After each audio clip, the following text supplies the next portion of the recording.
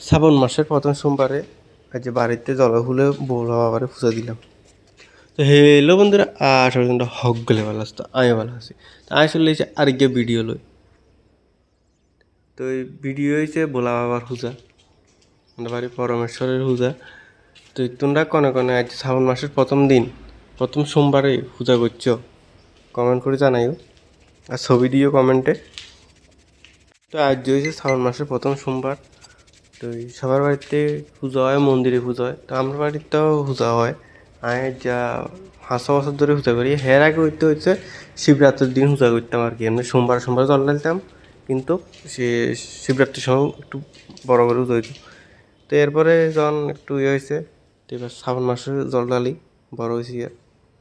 আর যে হয়েছে একে তো সোমবার, আর হচ্ছে শ্রাবণ মাসের সোমবার প্রথম সোমবার, আরও হয়েছে আমরা ঠাকুর ঘরের যাত্রা হচ্ছে যে প্রথম সোমবার। তো একটু তো পূজা করতে যাইতে হইব না, পূজা করতে হইব। তো আজ আমি হচ্ছে দোকানে, তো সকাল সকাল উঠি, ফুল টুল তুলিয়ে রে, তারপর স্নান করছি, স্নান করিয়ে অন ঠাকুর ঘরে আসি, ঠাকুর ঘরে আইয়ে রে ফল মশারি সব কাটছি, কাটি অন সব কিছু রেডি করি।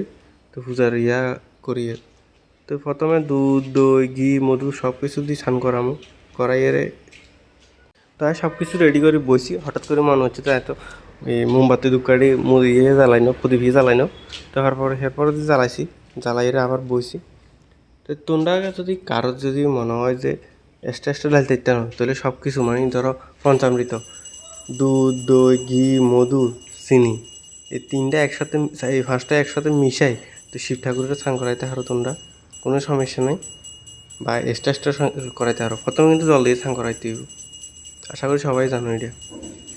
তো তোমরা মনে করতে পারো যে ঘটিয়া কি, ঘটিয়া হয়েছে আমরা ঠাকুরের যে আমরা ঠাকুর ঘরে যাত্রা করছিলাম যে, তো তো 7 দিন থাকুন লাগবো। তো 7 দিন রাখি দিছি, তো মঙ্গলবারে 7 দিনে যাবে কই, তো উঠে এলাম এবার। তো আজ যে সেরকম কিছু আনতে পারি না, চাই দ্বিতীয় সোমবারে বা তৃতীয় সোমবারে বেশি করে করবো, একদিন দোকান তো ছুটি লইয়ে রে, কারণ মা তো একলা একলা হাঁটতো না, তো আমি রেডি করানো লাগবে একদিন। তো সেটালাই সকাল সকাল উড়িয়ে রেডি করানো লাগে।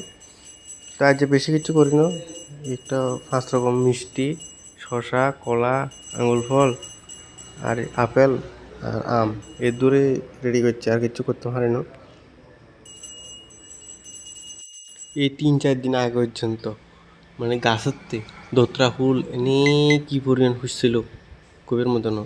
এরপর নীলকণ্ঠ ফুল এনে নীলকণ্ঠের গাছ গিয়ে নীল হয়ে গেছিল, কিন্তু এই আজ দেখি সকালে শুধু 3টে নীলকণ্ঠ হাসি, দোতরা ফুল তো হাইই না, কলিগা হাসি এ কলিগা দিছে। আমি বুঝি না শিবরাত্রি পূজার সময় আর শ্রাবণ মাসের সোমবার এই সোমবারগুলো তা আইলি এই গাছগুলোর যে কিতা হয় বুঝি না। তোমরা খাইছো নি নীলকণ্ঠ ফুল দোতরা ফল তো খাইছি, কিন্তু নীলকণ্ঠ ফুল আর এই দোতরা ফুল পাইছি না। তো এই পরমেশ্বর বোলা বাবারে রাখি দিছি বোলা বাবার জায়গাত। তো এই ঘরটা কিনালে ঠিক করি বোলা বাবারে দেখাও যান না, আর ভিডিও টিডিও করতে পারিন না, আর সেটিং মতো আসনা টাসনা দিতে না হলে মানে পুজো না দিতে হলে ভালো লাগে না। তো এরপরে বোলা জায়গাত রাখিয়ে রে আরতি করিয়ে, প্রথমে সব ঠাকুরের আরতি করলাম, এরপরে আমরা গুরুদেবের আরতি করিয়ে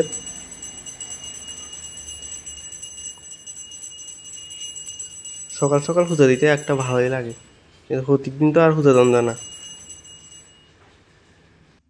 আর দুঃখের বাতিতে আরতি করা শেষ, এবার কাঁসা বাজামু মাজুয়ারদের।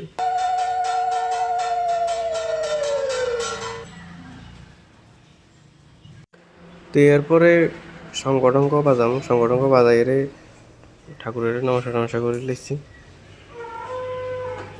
তো কাইলে আবার মা বিপদনাশিনী পূজা, তো সেও সকাল সকাল উড়িয়ে পূজা করে যাওয়া লাগবো, কারণ মা হাঁটতো না সারাদিন, যদি করতে যায় তাহলে আমি দোকানে চলে এলে হাসালি হইতে থাকতো না মা।